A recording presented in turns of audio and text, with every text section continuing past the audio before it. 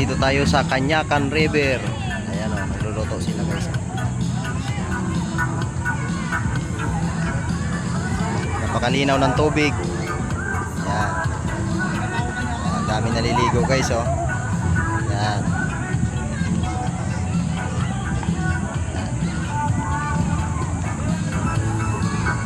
Canyacan River, Bakas, Norsagaray.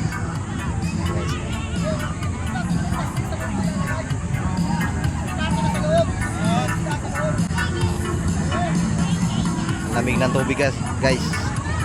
Lamig.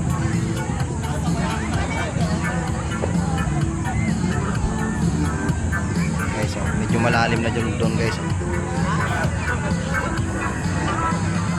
Dami naliligo guys.